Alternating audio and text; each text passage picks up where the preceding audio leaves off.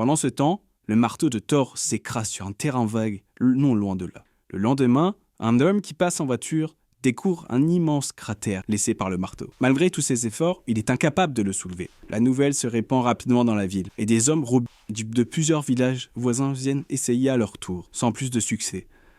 Même un vieil homme tente de le déplacer avec son pick-up en vain. Des agents du SHIELD arrivent également sur place et sécurisent la zone dès la nuit tombée. Des centaines de scientifiques étudient le marteau sans relâche. Au même moment, Thor, qui vient de s'échapper de l'hôpital, est à nouveau victime d'un accident de voiture. Pour se faire pardonner, la conductrice l'invite à partager un bon repas. Pendant le dîner, Thor entend des gens parler du marteau tombé du ciel. Il s'approche aussitôt pour demander s'il est toujours là. Puis, se précipite hors du restaurant, grâce à l'aide de la conductrice. Thor parvient jusqu'à l'endroit où se trouve son marteau. Le cratère est alors lourdement gardé par le SHIELD. Profitant de la nuit, Thor s'infiltre discrètement dans la zone, puis il se rapproche du marteau. Plus les éclairs deviennent violents, au point de perturber les systèmes d'informatique des agents.